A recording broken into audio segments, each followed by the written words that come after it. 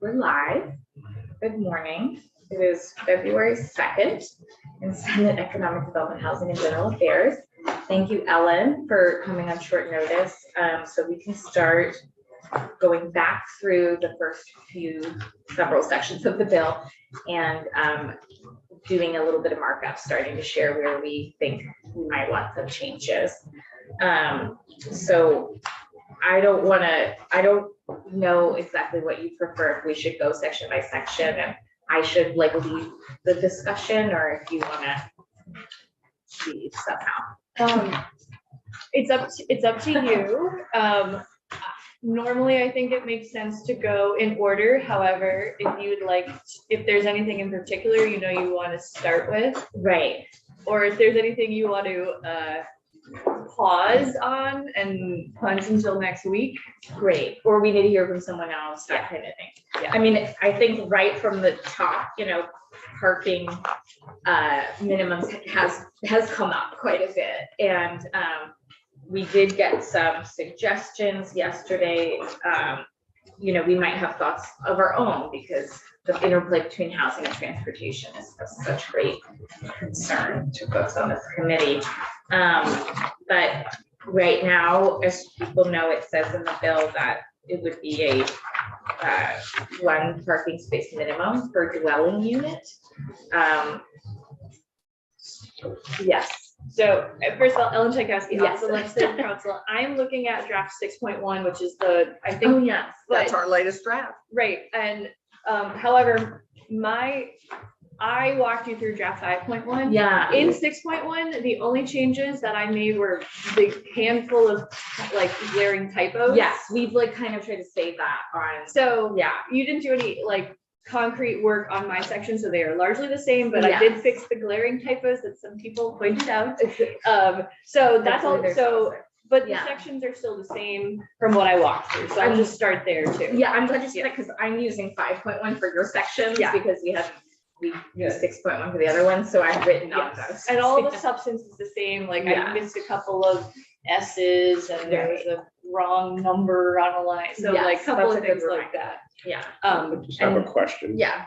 And that is, make sure I'm looking at the right documents. I have draft 6.1 and I have draft 5.1. Mm-hmm. Draft 6.1 is 43 pages. Drafts 5.1 is 56 pages. We took out TIFs. That was the. That's what it huge- was. yes, Okay, yes, yes. That's what I Yeah, wanted to clarify. Yeah, it was just, it was a big chunk of TIF stuff gone, All and right, everything else is a bit Fine. clerical. got it. And David made his sections more broad about we're not, Everybody's got 6.1, right? Because Scott has an extra copy. but these sections are all the same. Yes. Both drafts. Okay. That's helpful. Yep. Um, Yes, and so starting with section 1 on page 1, I do just want to clarify what you said about parking. So the language in section 1 is directing what the municipality can do in their zoning bylaws, and it actually is setting a maximum of what the town can do. I kept saying minimum. I'm sorry. Right. That's my brain. And that is kind of one of the Thank key issues Yeah. here, is whether or not it's a minimum or a maximum. Right. So the maximum that the town can require in this language is 1 parking space per dwelling unit. Mm-hmm. But a developer can depart above. Yes. If they see fit. So where are folks on this section? Okay, this is the one the planners had an issue with. Correct. If I live next to the bus station, Mm-hmm. maybe I can get away with 1 car and if I have a 1-bedroom apartment, maybe. If I have a 2-bedroom apartment that's larger, there's bigger chance I might have 2 cars. If I live in a rural community, I'm definitely, if there's 2 people, they're gonna need 2 cars. So I think they said, we have set a maximum of 2. But you will hear from someone who has a teenage son who needs to drive to work or to school because like Montpelier, they don't provide transportation to high school. The issue of, no alternatives and the one size fits all. Now, Chip Sawyer suggested some alternative language. Right, Chip had alternative language and the Planners Association kind of said, make it more flexible. So Yeah. we got one more specific proposed memo. Could we do, you can't, however, it could be done as a conditional use? I wouldn't do that just Okay. because conditional uses are only certain types of use of properties. Yeah. I like the alternatives, Okay, but Mhm. I don't have a specific opinion on which one yet. I don't want to have an opinion yet Okay. until I can read them more. Yeah. I mean, we just got them. yeah, we don't have to make a and I wanna decision today, we're digest, flagging. but I Yeah. do think we do need Yeah, I think we just flexibility. need to flag Right. that. Yeah, Because the absolutely, one yeah. parking space is not sufficient. A lot of Mhm. In municipalities- certain areas. In a lot of municipalities, it's not. Exactly. Just to be thoughtful about our rural communities where it may be a little more challenging. But at the same time, I think we should clearly say that parking should be minimized Yes. and as a goal. As an a- intent, Well, maybe the we could. required 3 or 4 parking spaces per unit is prohibitive. Mhm. Between 1 and 2, probably not, except in very dense downtowns. But in very dense downtowns, that's where your issue is, where do you park on a snow removal night when you can't park on the street? Right. We're trying to create additional housing. And one of the things is if you make this too restrictive and a person can't park and there are no alternatives, this is not a property that's going to be desirable. Right. Right, but right now the parking minimums are making housing not Well, where? able to be built. So So that's why I'm saying there there's needs a to be balance. some judgment Yes. applied. Yes, And I I'm not sure that we sitting here in Montpelier are able to exercise the judgment of what happens in Brattleboro or say Josbury or Swanton. Mhm. The planners on the ground are able to do it. And if we provide guidance that is at least sufficiently broad but flexible, that may accomplish that end. yes, I agree. And I want y'all to hear from Brattleboro too before we make a. And we have them on the list, so is there Yes. anybody else people need to hear from? And we don't have to live also in the box of suggestions we got, we can do a minimum where you have an incentive if you, to more transportation dollars, if you're willing to go down, you can do 1.25, you can do 1.5. you can I do mean, lots of I things. spoke to Yeah. Montpelier city manager Mhm. and, because I know parking is a major issue Yeah. here. And he said, well, they have, 1 in some areas, 1.5 in others. I know we've rewritten the zoning codes about 3 times in the last 10 years. It might be helpful to have somebody in from Okay. planning and zoning Okay. it's close and it's a city that does have issues with parking. We do have bus service, Mhm. but I haven't seen a taxi since COVID. And that means there is no way to get from the train station to downtown. Right, okay, so. And they are working on it. Follow I the list. just talked to Really Beatrice. have to- Yeah. So Montpelier, where am I? And they were they were canceling one of the major bus routes to Burlington. So not the city manager, but someone from planning. and I would zoning. talk to either one, but Okay. yeah, Yeah, I planning think and that's one thing, zoning. obviously, to keep it in mind, is that you're talking about a very limited subset of municipalities that have transportation, public transportation Mhm. reasonably available for enough cab service to make any difference. And a lot of these places just simply don't have that. Yeah. And many of our municipalities or smaller municipalities are really dependent upon cars, and without them, they're in a desert. And That's part of our problem. Right. And I- Generally. true, but in a small rural state, to support mass transit, we just haven't had, we haven't had the money to do that in childcare and all the other things. It's we been want to do. like housing, it's been 4th on the list for a Yeah, long We time. should put our childcare on buses. Oh, that's an interesting idea. there is, Yeah. there is a public bus that picks up dogs. Yeah. we could, I mean, I hear what Senator Harrison's saying, that we could be solving two problems at once if we start to think about transit-oriented housing. I mean, 25% of Vermonters we know are struggling to get to a doctor's appointment or the grocery store because they don't have a car and are so car dependent. I think I've said this with electric vehicles, rather than trying to get them into, rural dirt road, mud season Vermont, why don't we focus on Chittenden County where there is public transit? There is a large concentration of people.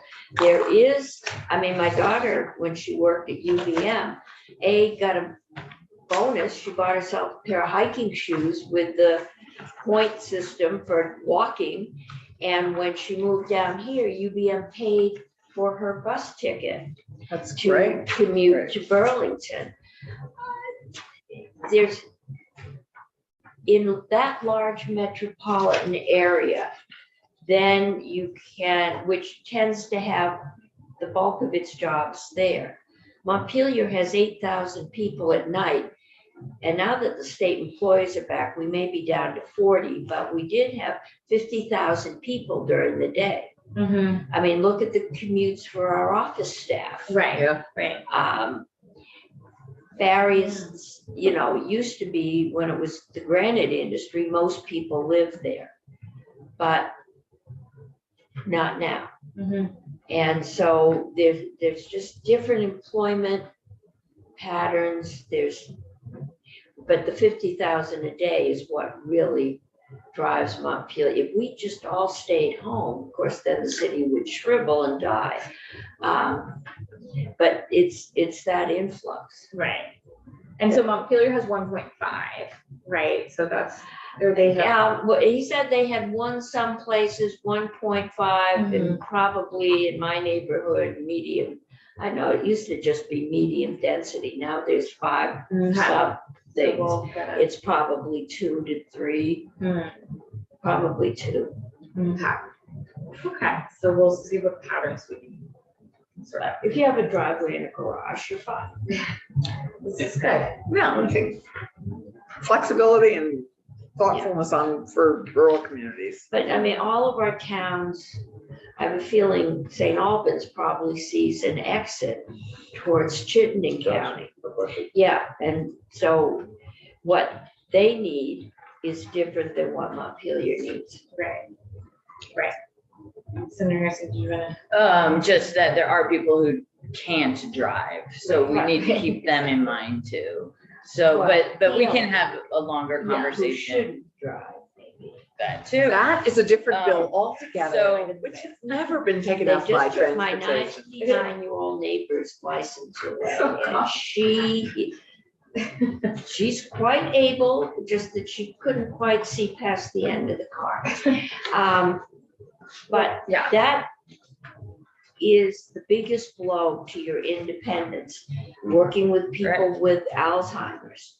Losing those car keys is your independence. Yeah. And we should try to free people from that. Right, Yeah. and there's people in all walks of, young people too, who aren't yet able to drive, Well, count too, but anyway, Right. so I would suggest that I we had could go to drive my page daughter to 2. track Mhm. practice. Like the next Hundreds of section, or look at. Well, I was just gonna say that I will have suggestions on the, at the top, the end of that paragraph where it Mhm. talks about take into account existence of availability of employer transit pass and rideshare Yeah. programs. I'm probably gonna have suggestions for that language. Okay, to make it more flexible. Yes, Okay, great. well, and just updated. If you'd like to hear another horror story, I can tell you about trying to get state employees to carpool or to park out at the Department of Labor and take a shuttle bus in. Dartmouth does it, Hanover does it. Dartmouth does it actually very well. Yes, they There are do. ways and to it's do it. I've been there, I've ridden, I've toured their garages. It was a major failure when it came to state employees. Yeah. So that's the other thing I think we should add, because this puts additional pressure, as we talked, it puts the onus, as it's written now, on municipalities to provide more parking, which is, not a possibility, or even, but we could also address that in some other capacity, and maybe have our Senate Transportation do that, which is just as we have done for rideshare and created more ride shares at the exits. We maybe should be working on more discrete, thoughtfully located municipal parking so that we can actually long-term Well, if address we get this. rid of the 3 people can appeal and stop. a Yes, I parking know you garage, had your parking we might have garage. a chance. So I think the other thing I would add is maybe a, some language about depending on what the municipal parking scene is. Right.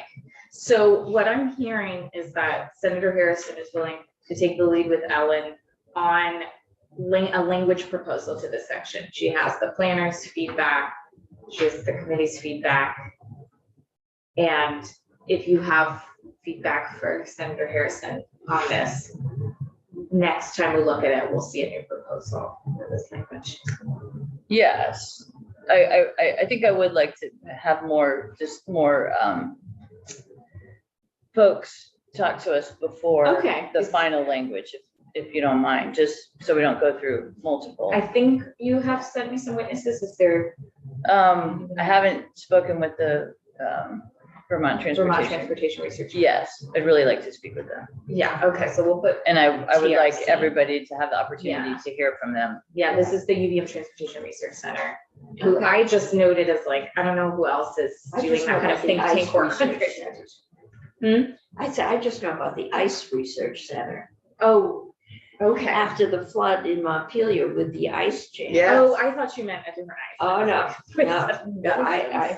as in frozen water. Okay.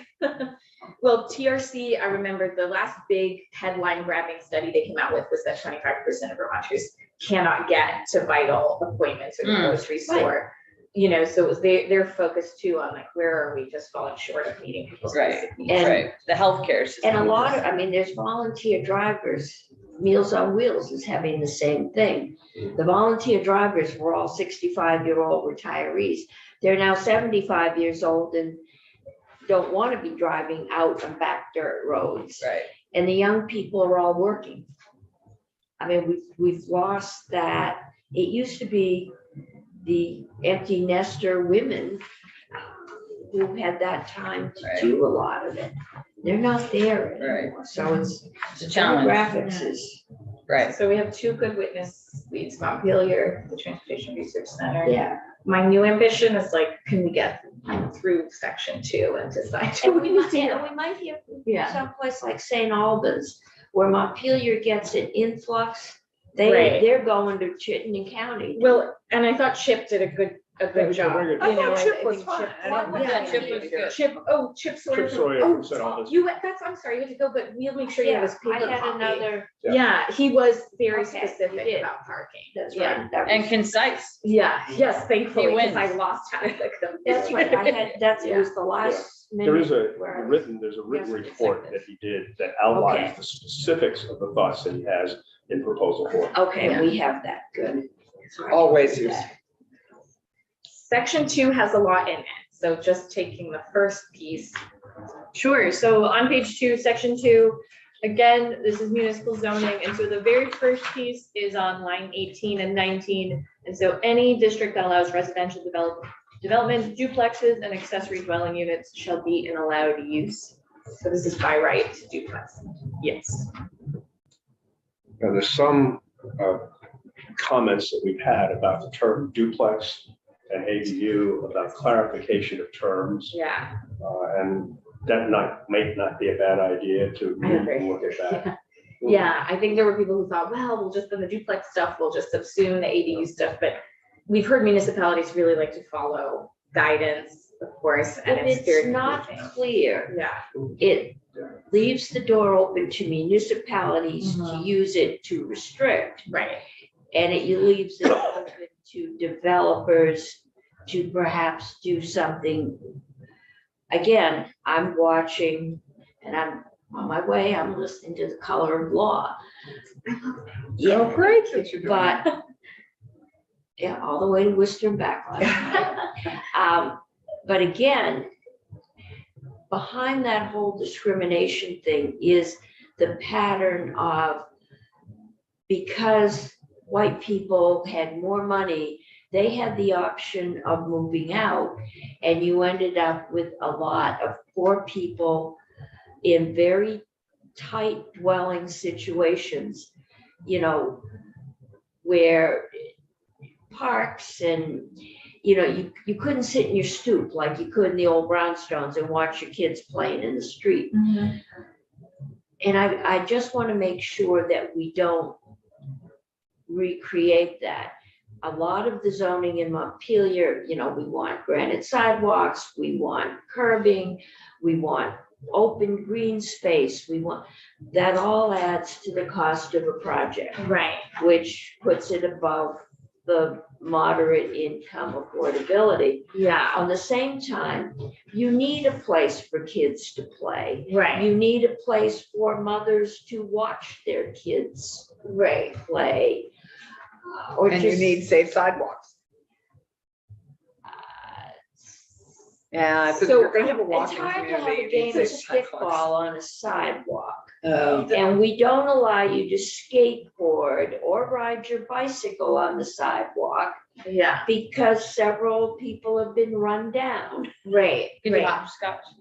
Hopscotch is good. Yes, I don't know, do kids do that anymore? Yes, absolutely. So we keep referring And to jump rope. some New York Times articles and one there's been two we've been referring to because Senator Brock sent one. The other one I really liked was about age diverse buildings that break isolation. Oh, So that absolutely seniors. essential. So I think I'm the only one who has this one, but I think it talks a lot about duplexing. I think we and all got, I think Scott. well, I don't want to confuse people because he passed out this one. I've got the Yeah. one from. You passed out both. You passed out both. Okay, Okay, so so it's here in my Oh, good. file. Okay. It should be in your file. It's If in it's my file. not, Scott will get you another one. The person we heard from who created duplexing essentially by right was Hyde Park. And, they found there was no rush to do it, but that it gave people the ability to age in place, which we heard from the AARP is. So, instead of shoving people into one isolated building because they are a senior or they have a health issue or whatever, this was about, you could keep your communities age diverse with things like duplexing. It's very depressing to live in a building where everybody is old, everybody has health issues, and people keep dying. If you don't have, people are pushing babies on the street or kids are playing. Of course, you now get arrested if you let your kids go out and play. Well, Oh, hardly. that's a different problem. Yes, so Senator Flex. So I just want to clarify that the duplex by right and ADUs by right is not dependent on their having water and sewer, No, right. right? Correct? Correct. But the next line does require water and sewer for units of four or fewer. Yes. Okay, and that's also the, I'd love to have a chart that said if water and sewer, without water and sewer, and what we're encouraging for density. So I don't want to make Ellen turn that around right away, but it probably No. would be helpful by the time. we get to the I wasn't floor. Okay, asking. Yeah, no, I think you're I think right. it would be a helpful thing, actually, a helpful visual, once we're finished with this bill, Mhm. for the floor and for our colleagues to understand. But the next sentence allows for if water and sewer, 4 or fewer. Also, if water and sewer are the 5 per acre. That's an if water and sewer too, Yes. isn't it? If, I do want to pause and say, do we have anyone else we need to hear from or concerned about with duplexing by right across the state? And then do we move to the second sentence? Like, okay, Okay, so- each sentence is really packed with Right, I know. So my huge change. My second question is, do we have duplex? We have ADUs defined. We may want to tweak that definition, but Mhm. ADUs are defined in statute. Are duplexes defined in statute? They're defined in this bill. Okay, Yes. and that's further on, right? Yes, it is. Yeah. Okay, So that is a question. This is a very sort of, I think, specific stylistic question. In drafting this bill, I went with duplex to make a uniform term Mhm. because currently in the statutes there, duplex is not used, only only multi-unit. Mhm. And how I have heard that towns use multi-unit differently to refer to either 2 or more units or either 3 or more units. So I was attempting to provide consistency by defining I think duplex. that's good. But if you are interested in specifically not using the word duplex and instead going with multi-unit and defining it as 2 units or more, you could also make that choice. Because I do think you may have heard testimony to that effect. You can do either, but if you have a preference, This was, so I appreciated Chip Sawyer's suggestion here that a 2-unit dwelling be defined so that there's not fuzziness about. Yeah, so Yeah. just to tag on to this, I appreciate the using the word duplex rather than multifamily, because I think as we move to try and encourage our towns, and we're requiring this here, and which is a harsh thing for many of our towns, but I think duplex is a much friendlier, accessible Yes. term than multi-unit. So Multi-unit it's has very a whole specific, new- I think, duplex to 2. So that's why I think this is great. I guess I'd forgotten. Provided it's clearly defined.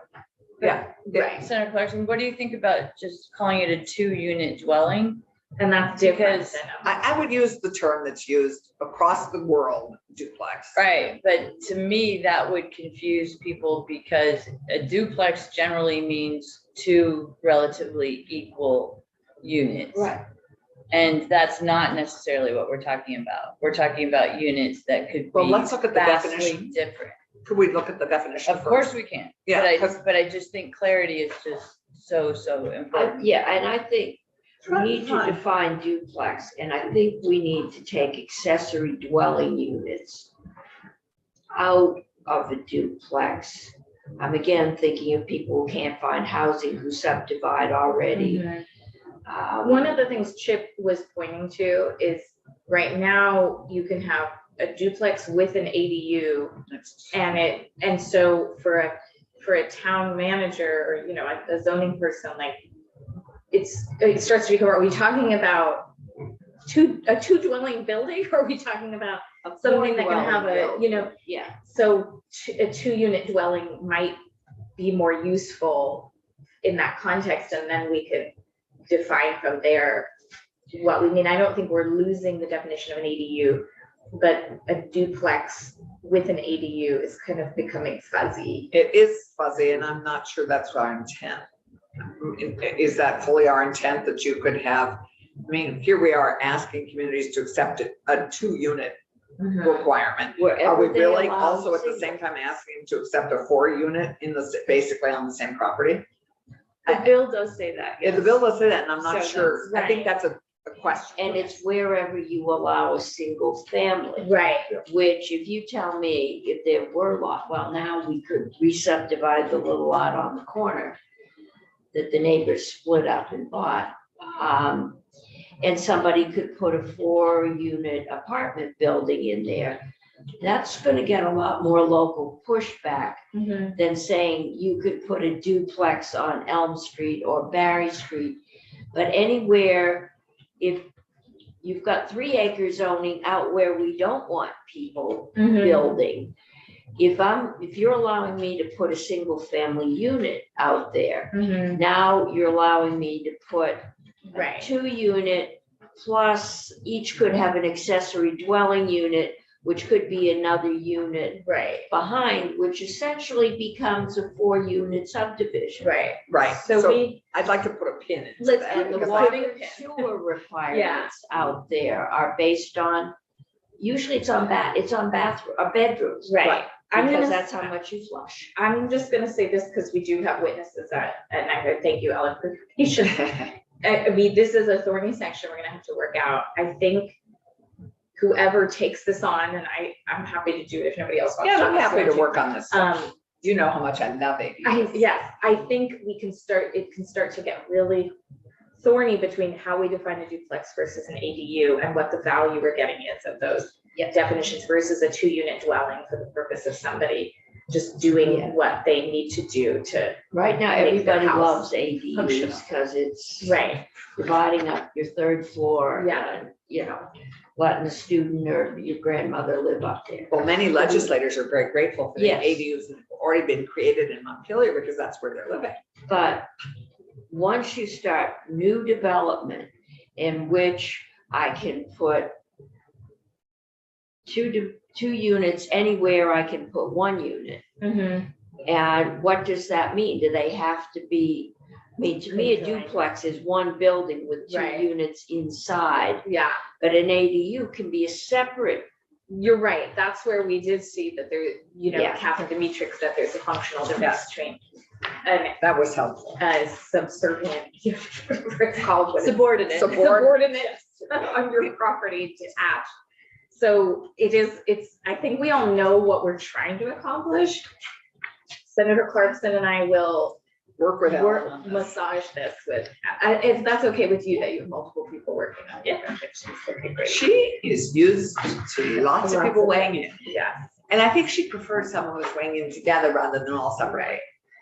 Well, As you work on section two, just look at section Yes. four also, with Yes, that definition of duplex. yes, with that'll be, surgery. She yeah. does have So at that. least we accomplished looking at two sections, and the third is related, and those are some of the thorniest pieces that we could have suggestions around. So I thought this was productive. I hope you did too. We're gonna see if we can get you for small pockets next week. Yes, and I'll check with Senate Naturals. Thank you. Yeah, because they're doing market as well. Yes, Yeah. I know. So two of the bigger bills. It's that time. Yes. They should have you the understudy or something. Seniors in there. So, and just before you leave, Ellen, remind me where the definition of duplex is, because I thought it was in section Section- 4, but I'm not. It's right here. 438. Later on. Page 6 of the Page old 6. version of the bill. Yeah. And the so new page one, six. Yeah. Yeah, okay, Okay. I just We hadn't gone could- that far. we can Right, keep thank that, you, yeah. thank you, thank you. Thanks so much, Alan. Yeah, no problem. Okay, I'm gonna go find my.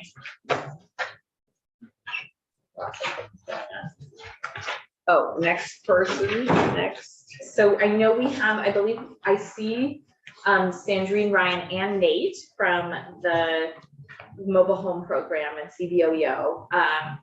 Thanks so much for being with us.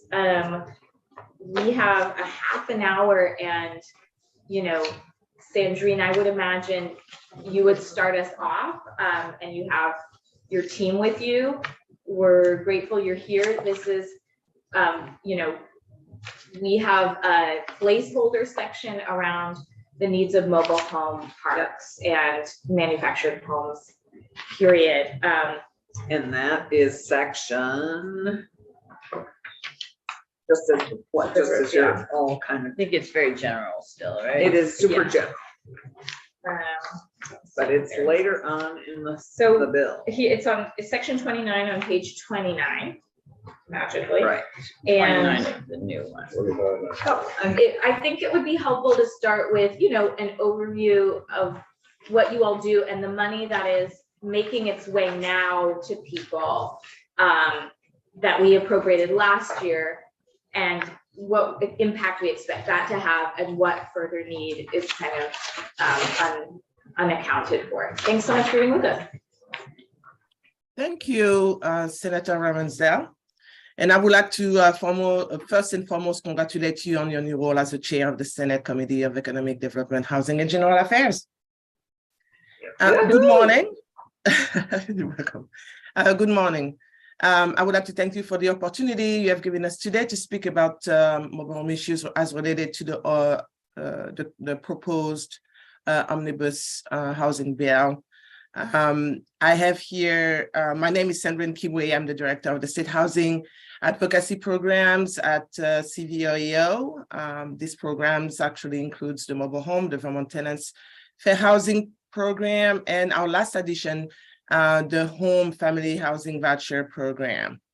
We do provide education support, direct support, advocacy, technical assistance, and referrals for people and also organizations. So the mobile home program is the only statewide program serving primarily mobile home residents in Vermont.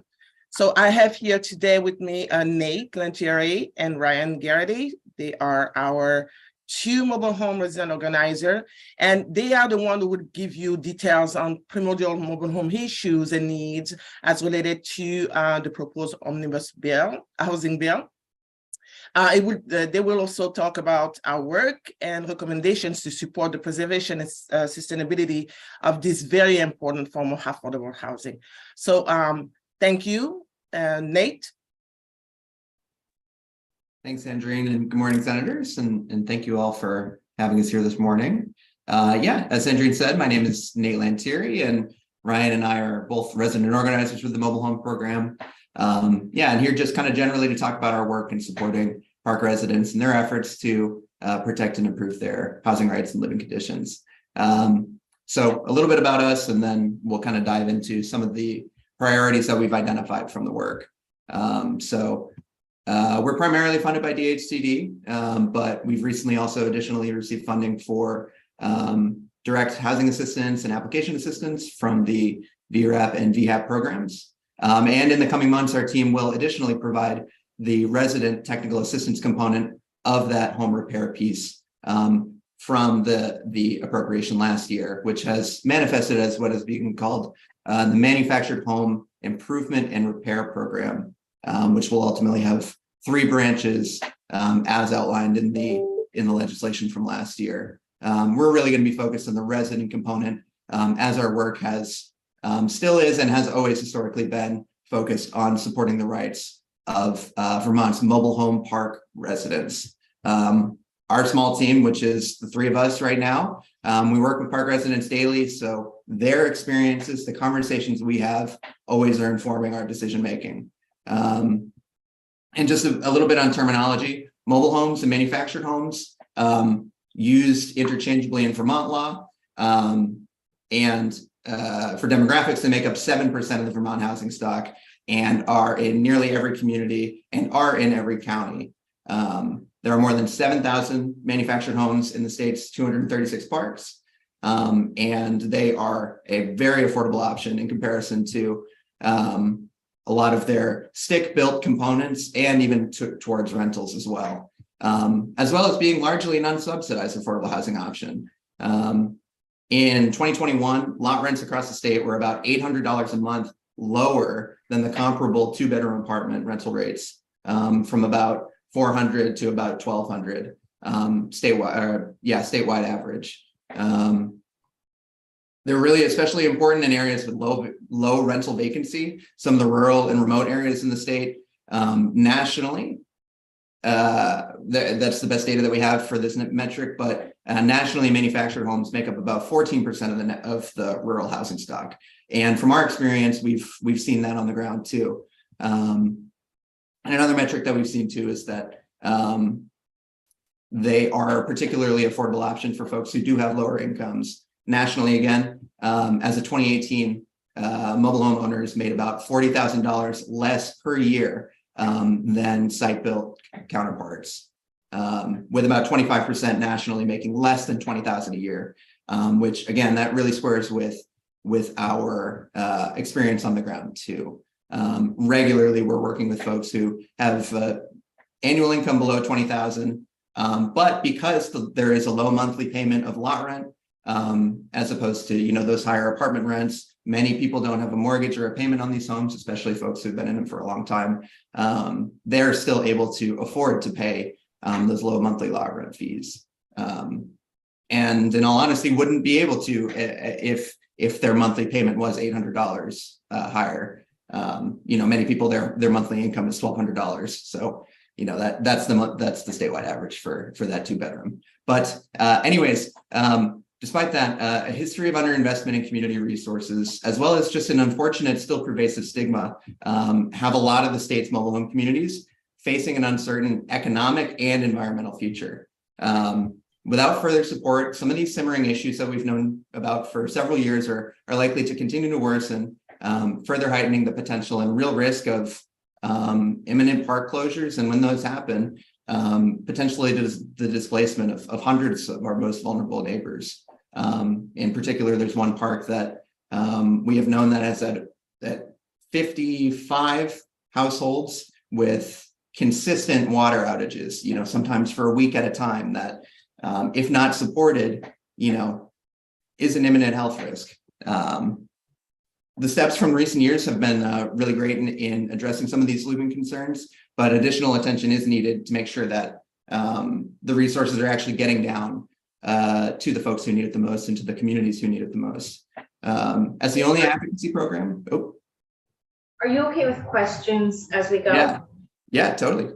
This is for great information. I really appreciate it. Senator Clarkson. It's terrific. Thank you, Nate.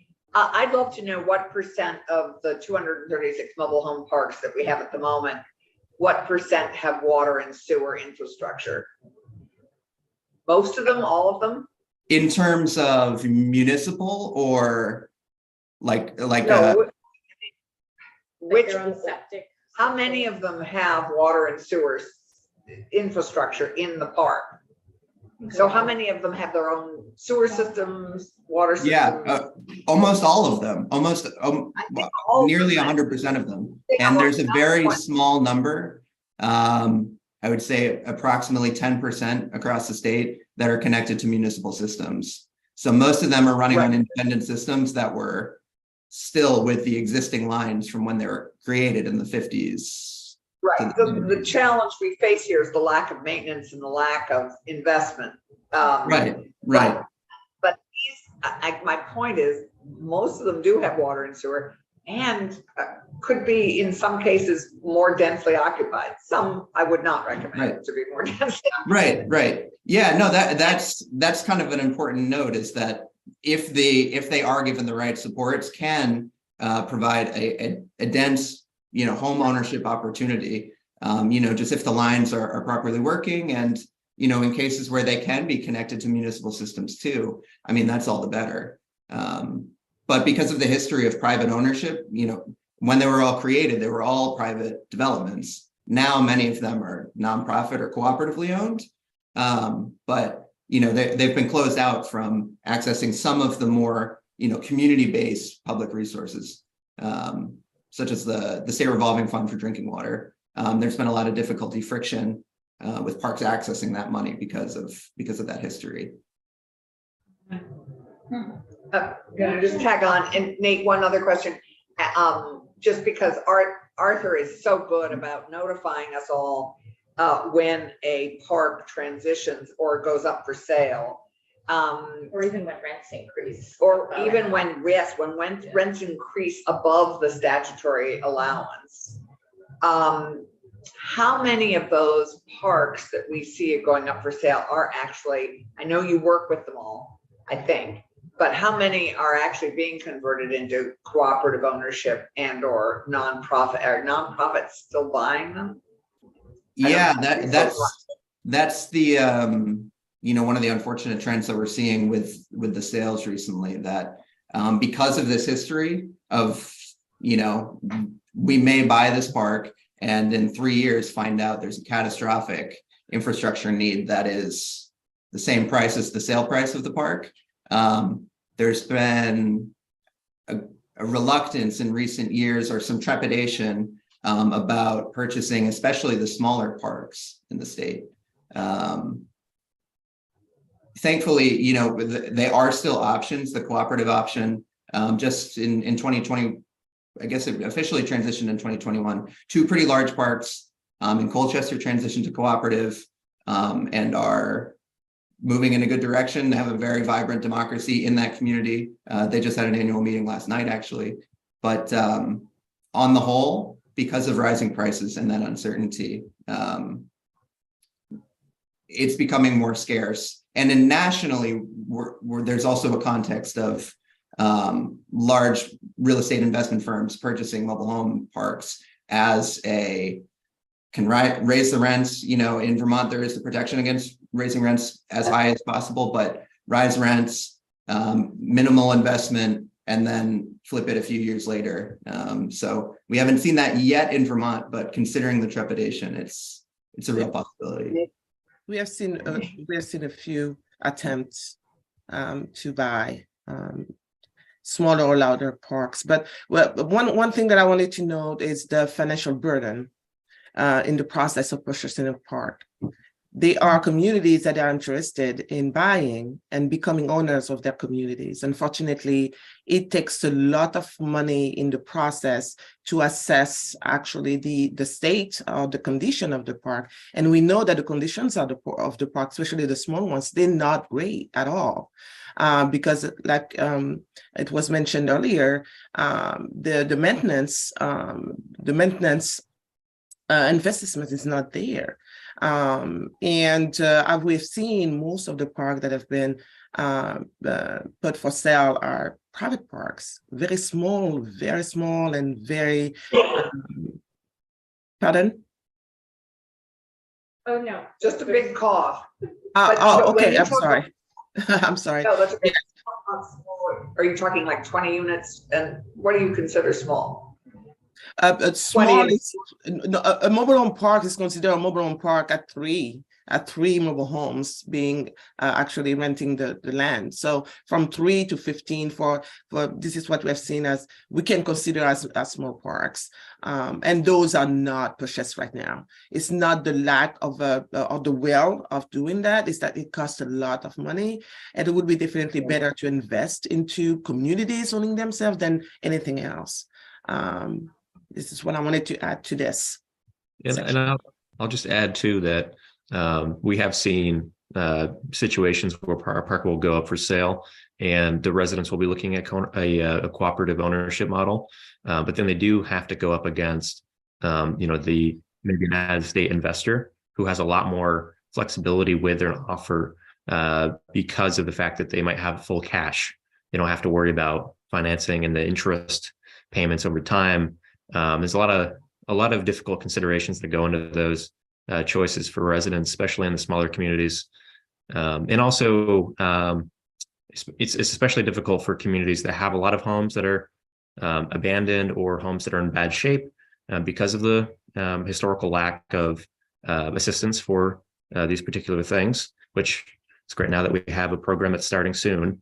But yeah, it's a lot of significant repairs needed in a lot of homes, especially in some of the very underserved parks in the state. So we through the last year definitely seen a handful of parks that really have a lot of issues that stack up that have really just kind of put a huge weight on the residents there and made them really made things hard, and they need a lot of attention and time. So it's and these are spread out as well through the state. Thanks. And Senator Harrison, then Senator Brown. Then Senator Brown. So I have a different question. Well, one question I have, which we can maybe talk about later, or is is there a way to address the REITs, the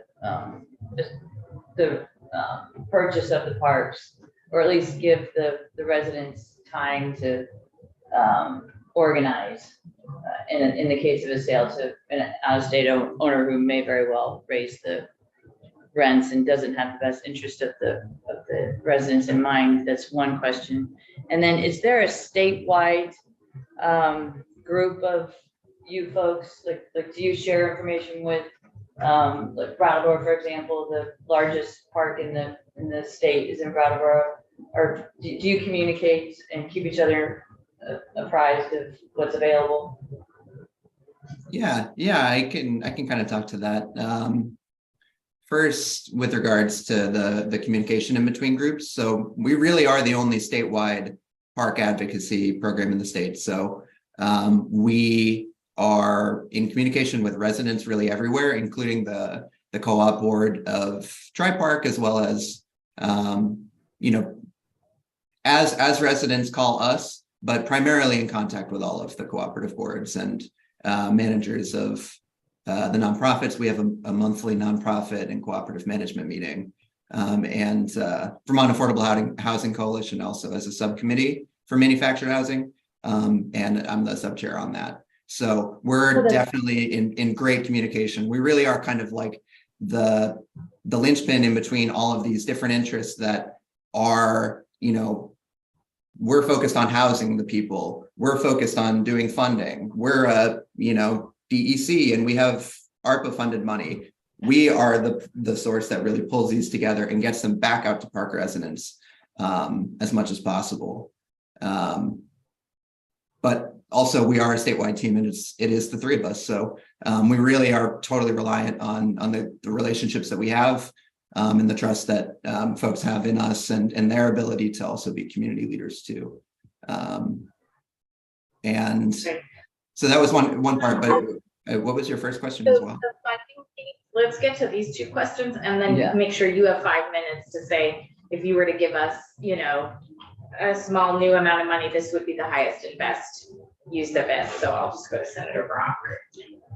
Is there any development activity regarding new parks being contemplated?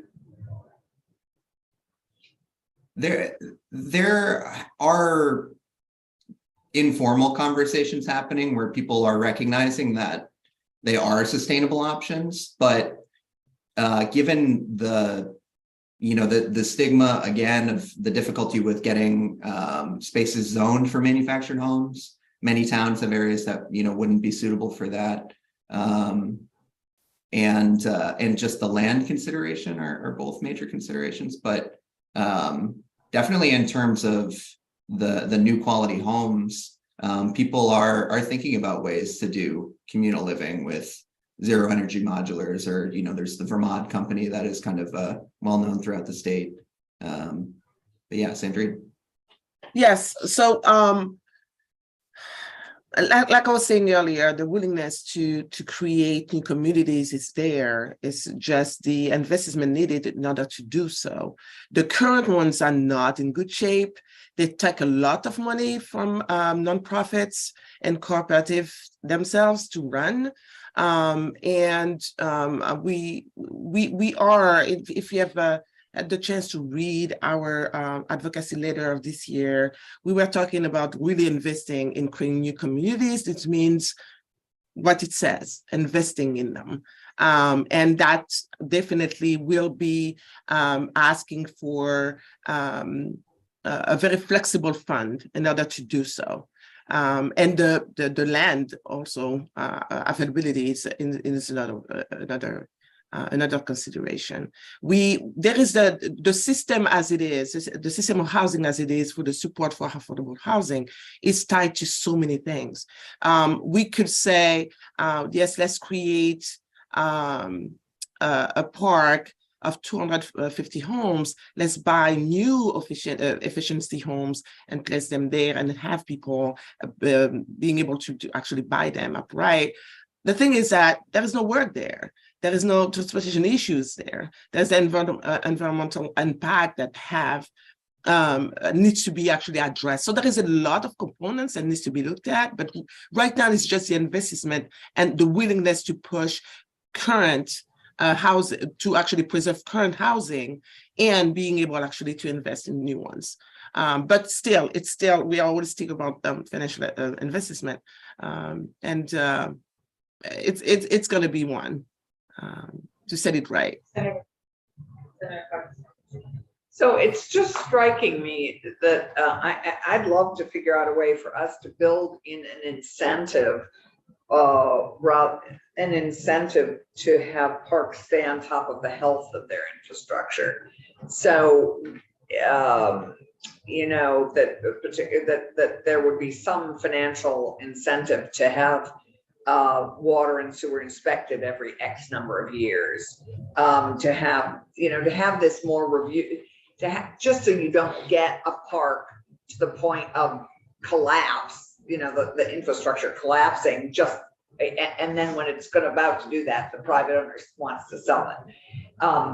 How can we prevent that? How can we maintain in a constructive way the health of that infrastructure? And I think that's something I'd love to think about, maybe something we could add to this bill. We have about 5 minutes left. So with what you've heard, I would just react with, where you think funding would be best used in addition to what's going out the door, how that's going to be deployed and how additional funds will need to fill gaps.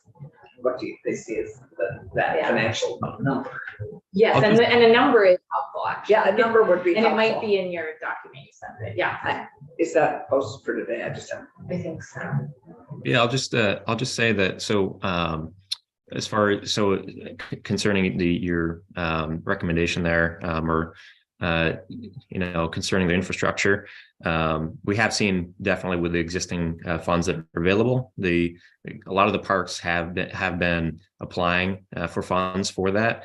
And in regards to that, I think what we're seeing is the biggest issue is that there's already that existing infrastructure that's just so poorly, in such poor shape. So really, it's just the money needs to be going into these existing communities. And then as far as our main priority, that number one priority is that sustained funding for mobile home repair grants and financial assistance. And, as Nate touched on earlier, we are currently the technical assistance provider that we've been working with Department of Housing and Community Development to provide that resident-focused side for home repair assistance, and being able to have money that's flexible, as well as sustained funding for residents that can meet the highest level of need and goes beyond that $15,000 per household, which we really see we worked with DHCD to kind of make that program funding really work for residents, so that way it could cover the wide variety of repairs while still meeting the legislation language of covering a certain amount of households, which would be great if we could maybe work on that to have some more flexibility. But just this is a really important thing. We see so many homes in communities that really need this money for home repair. There's so many folks who are being displaced that we've seen due to the quality of their home and not having being in some sort of gap with being location or the type of park they live in because of the existing programs that are available for home repair. So that right now, and that flexible pool that Sandrine mentioned is our number one priority. Yeah, sometimes a small amount of money, $500 repair that someone could need can be the difference in between, being displaced, potentially all of those things. So having the ability to get these things out quickly before they're able to turn from a $500 repair to a $5,000 repair, we see that just from the speed of things. So yeah. Yes. And So when it comes to numbers, senators, in our recommendation, you would see that to actually maintain some type of the rehabilitation of those homes and the immediate repair they need, we were talking about providing a sustainable fund to the mobile home program of $100,000. Right now, the $750,000 being invested in the current mobile home improvement program, housing repairs, home repairs, we cover about 200 households. The hope is that if they stay within the medium bracket of the program of the financial assistance request, then it would be around 235 households. But the constant request that we have for you is to be able to sustain, but to sustain in a way that is immediate remediation of the issue. It has been compounded crisis. This is why we are in this situation now, need to invest even more, because we are also asking about sustaining the infrastructure needs that Senator it has been there, has been actually current for years, but the amount of maintenance that, thank you so much, Senator Craxton, to actually mirror the lender incentives on the rental side will be definitely something that might be attracting private parks, because all we are talking about here is the parks that are owned by nonprofits and cooperatives. But we have zillions of private parks right now that are not even in the mix of those very important benefits. And we hope with the infill program and the foundation program right now to have them actually participate through our outreach. So if there is an incentive program that might be thought about, it would be definitely something that we attract the most vulnerable that we are not actually being able to connect with. And of course, the technical assistance with the 100,000 sustainable funding, flexible funding that the mobile home program is definitely hoping you will consider will actually maintain this immediate crisis that actually are compounded and become those largest crises that we're going to have to address right now. Prevention is what we are trying to advocate for here. Right, so we weren't trying to have a side conversation. Our committee assistant is too good, and somewhere in our pile of papers, we have your submission about priorities. So rest assured, we're looking at that, and this is. But I'm not sure I see a final money Senator amount, so I'm just curious, They probably didn't want it. the $1,500, up to $1,500 per household in parks, that's 7,000. If we did an up to $1,500 repair and improvement, There's up to 15K, yeah, up to 1,500. 15,000. Thousand. Up to 15,000, and that's the 200 households that taken advantage of that. No, we have a bracket between I heard that. yes, 1,500 up to $20,000 at this point here, and 20,000 is the larger home repairs that are needed, such as roof repairs and structural repairs that are needed. So it's definitely the bracket we will see. We would say the smallest that we could see could be $500, $1,500. Those are for small repairs, immediate electrical repairs, and yeah. I get that, but that only gets us to 4 million. And the reason I'm asking is if you're also looking to seed a sustainable fund, if we did 4.2 or 4.3 million as a placeholder for money, or that would both cover setting up a sustainable mobile home park fund for maintenance and repair, and provide some assistance for another 200 park owners, homeowners. Yes, indeed. There's just had some money floating around, but So I don't think we should Yeah. use too big of numbers right now. No, but I'm looking, I'm Yeah. just in my head now, Yeah. starting to think about 4.2 or 3 for this, for what you've just talked about. I'm sure they could find even more need than that. I but am sure they could. There was but a lot of other pieces. It was 750,000 for repairs. Just so we're clear, there was 4 Yes. million total. Yeah, And so, we'll but this is extremely helpful. And this is super. I think you did the right thing by putting in the broad goals of funding that consist of unmet need right now. So we really appreciate this, and we'll stay in touch as we work within some kind of universe with the appropriations committee to see what we can do. Thank you so much. Thank you.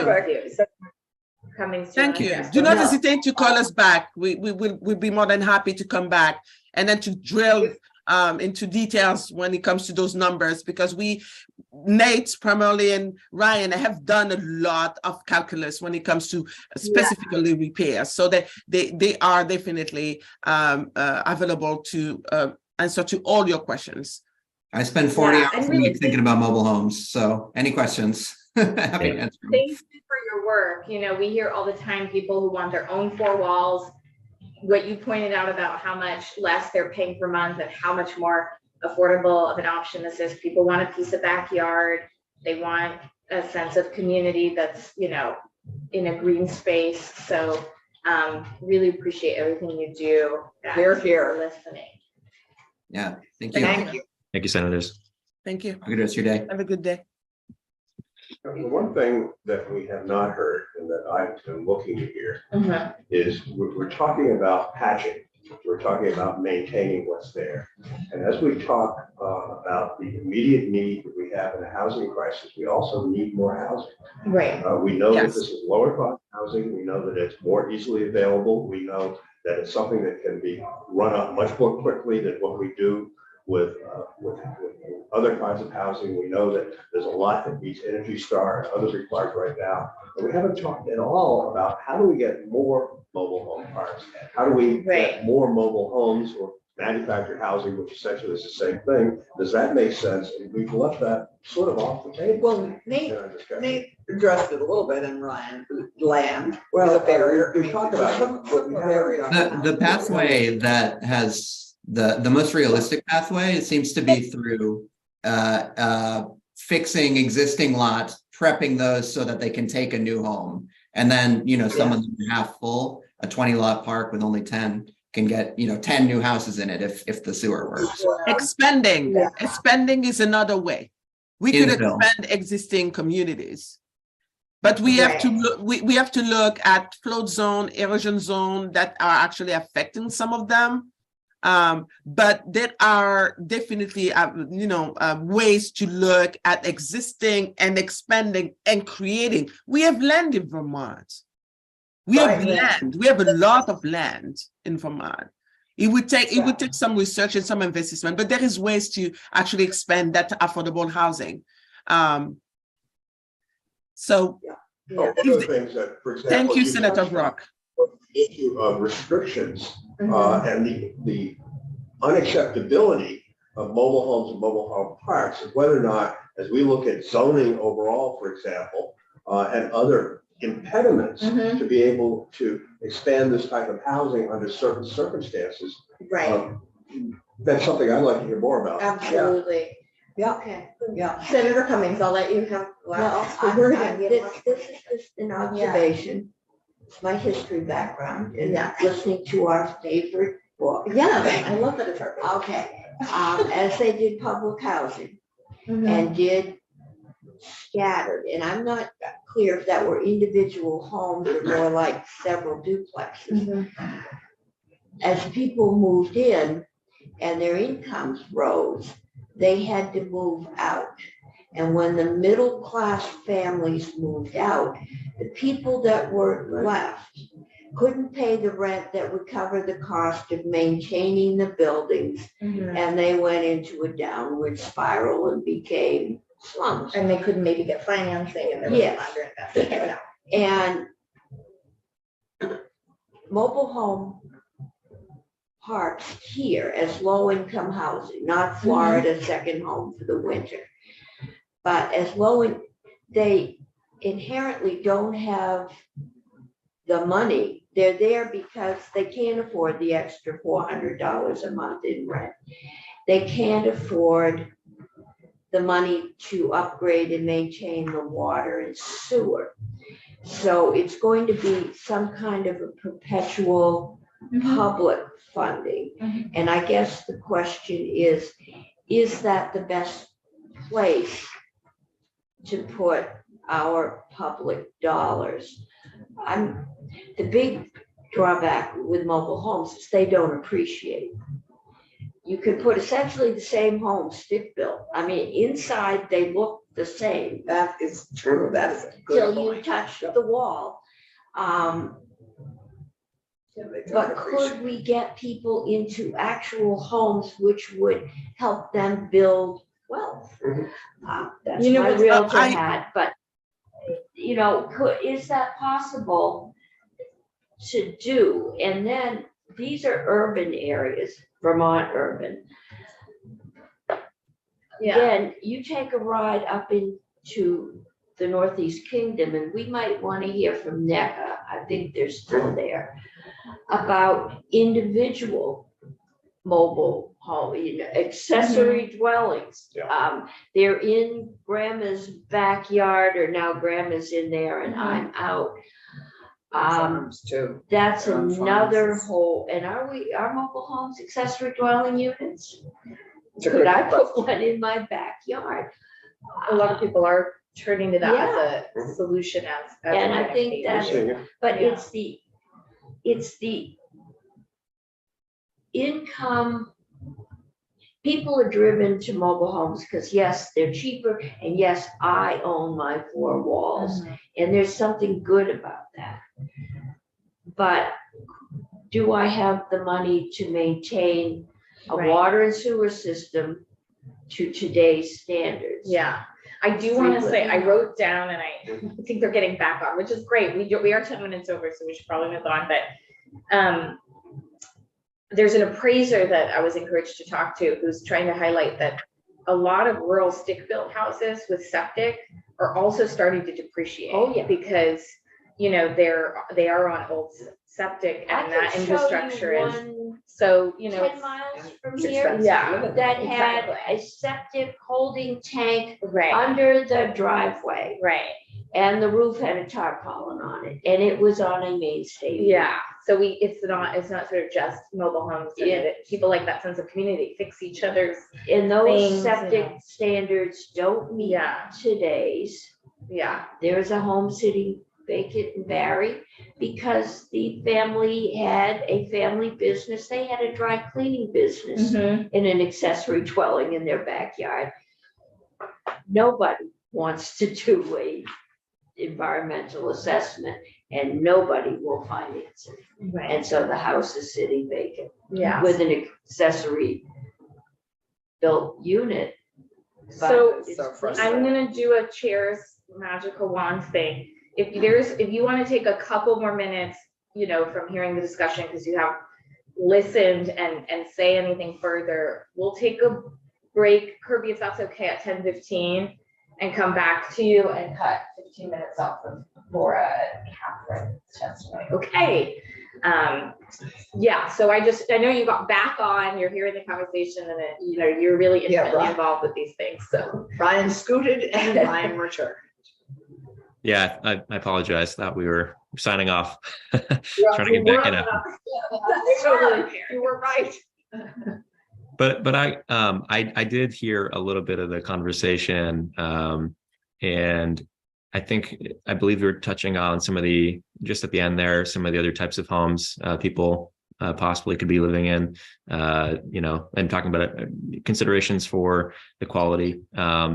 So I'll just quickly touch on that there is the option for and with homeownership programs for folks that are replacing a home, for incentives for buying a new mobile home, which the quality is a lot better for Energy Star manufactured housing these days. And in studies, they also have shown a lot of the appreciation versus depreciation really comes down to the community. And it is possible for mobile home communities for homes to appreciate. But you know, we really focused on those communities where there's just such a need for you know, help with existing homes for folks that are aging, especially, and other, you know, have other you know, things like disabilities and whatnot, vulnerable populations. But the zero energy homes as well are an option for folks, but it really just comes down to the amount of assistance that's out there for those programs to assist people, because for a lot of people, it's just not possible with their income, with affordability. So that's definitely something that we always, you know, information we always give people. We work with residents as options if they're looking at replacing a home, but it really comes down to what's available for assistance. And they are not substandard home. This is where the stigma comes from. They are homes to people. Some actually choose to be living in a community such as a mobile home. It's not necessarily always financial, and the quality of community is definitely important to mention. Right. The I dignity feel of like this home gets to ownership. Yes. you know, people are interested in tiny homes, and Mhm. you know, it's really the same thing at Yes. some point. And Yes. We haven't said anything about tiny. right, we have some people who want to testify, and again, they, you know, even if they call it something else, or we don't have definitions, they want to build them places they're currently not allowed, and I think it's a really important conversation. Well, and actually tiny homes could be co-located in mobile home parks if the infrastructure can you know, deal with them. I mean, there's no reason we couldn't have a mixed unit It's the infrastructure. Mhm. A home. very It's just- small it's- distinction in between, you know, manufactured mobile home versus a tiny home. That's factory. It's in Yeah. terms of, yeah, the definition, it's very possible that could be expanded to include those more modern home types. Yeah, maybe we should honestly, I don't know if it's like gonna take us many extra days, but I am getting sick of, you know, people wanting to talk about tiny homes as something distinct when we don't have a definition. Right, I think that's important to do. I also, right. Geez, I just totally lost what I was gonna say to Nate. Oh, I had something brilliant, of course. Well, but- we know how to find you, and we are gonna right on time to take a 15-minute break that we've stolen from a flexible rest of our schedule. Thank you all so Thank you much so again. much. Thank you all. Have a good rest of your day. Thank you. And thanks Kirby for your patience. We'll be with you at 10:30. We really appreciate Yeah. it. It was So- quality of life.